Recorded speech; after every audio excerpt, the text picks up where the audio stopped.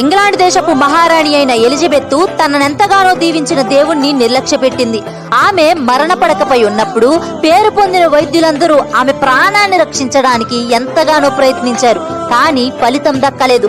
ఆమె ఇక కొద్ది క్షణాల్లో చనిపోతుందని చెప్పబడినప్పుడు ఆమె ఏడ్చుట ప్రారంభించింది.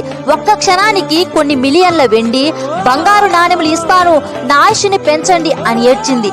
కానీ భూమిపై ఎంతో పేరు ప్రఖ్యాతులు, 10,000 జతల వెండి, బంగారము, పొదిగిన విలువైన వస్త్రాలు, గొప్ప అధికారాన్ని, సూర్యుడు అస్తమించని సామ్రాజ్యాన్ని కలిగి ఉన్న ఎలిజబెత్ ఒక్క క్షణం ఆయుష్ని పెంచమని కోరుతూ ఉన్న క్షణాలు కూడా ఏడుస్తూ చనిపోయింది.